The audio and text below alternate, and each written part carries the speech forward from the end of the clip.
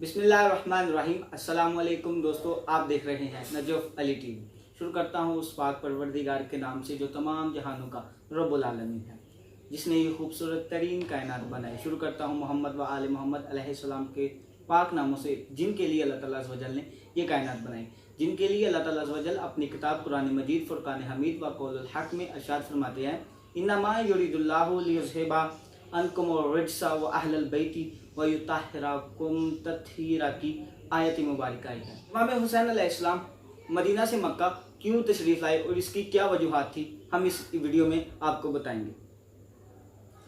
वापस मदीना लौटकर ना आए फिर हुसैन, या रब किसी गरीब का ऐसा सफ़र ना हो।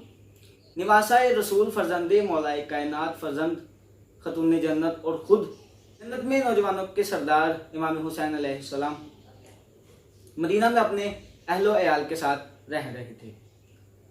यजीद बदबख्त की हुकूमत आते ही यजीद ने इमाम हुसैन अलैहिस्सलाम से बैत लेने का फैसला किया। यजीद इब्न माविया ने हुकूमत में आते ही सबसे पहले मदीना की तरफ तवज्जो दी और वहाँ के वली यानी गवर्नर वलीद इब्न उकबा से एक खत में लिखा कि इमाम हुसैन मोहम्मद बिन अबी बकर, अब्दुल्ला इब्न उमर और इब्न ज़ुबैर से मेरी बैत ले लें। अगर ये मेरी बैत करने से इनकार करें तो इनके सर काट कर मेरे पास भेज दें।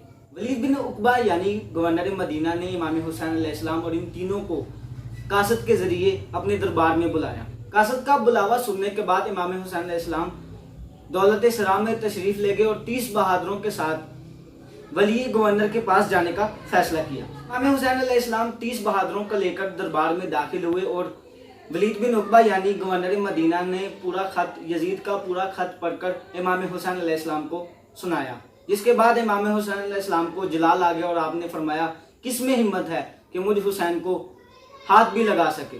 वलीद बिन उकबा से इमाम हुसैन अलैहिस्सलाम ने कहा कि तुझे नहीं मालूम कि हम आले मोहम्मद सल्लल्लाहु अलैहि वसल्लम से हैं, फरिश्ते हमारे घर आते रहते हैं, हमें क्यों मजबूर किया जा रहा है।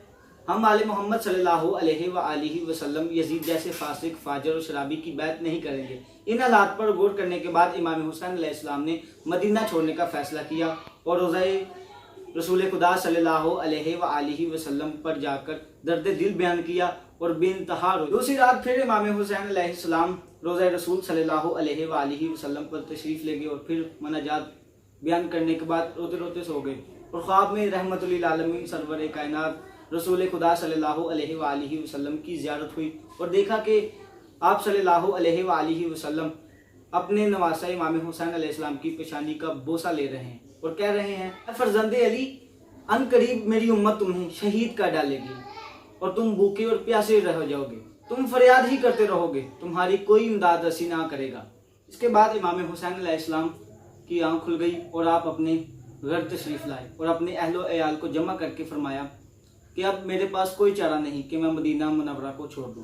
वतन को छोड़ने का फैसला करने के बाद इमाम हुसैन अलैहिस्सलाम अपने बड़े भाई इमाम हसन अलैहिस्सलाम और अपनी वालदा मोहतरमा खतून जन्नत जनाब फ़ातिमा सैयदा सलामुल्लाह अलैहा के मज़ार पर गए। इसके बाद अपने नाना रसूल खुदा सल्लल्लाहु अलैहि वसल्लम रुखसत आखिरी के लिए तशरीफ़ ले गए और वहाँ बैठे और रोते रोते फिर सो गए। ख्वाब में फिर रहमतुल लिल आलमीन आक़ाए दो जहां सरवरे कायनात खातमुन नबिय्यीन सल्लल्लाहु अलैहि वसल्लम का दीदार हुआ। रहमतुल लिल आलमीन सल्लल्लाहु अलैहि वसल्लम ने अपने नवासा इमाम हुसैन अलैहिस्सलाम को सब्र की तलकीन की और कहा कि बेटा हम तुम्हारे इंतज़ार में हैं।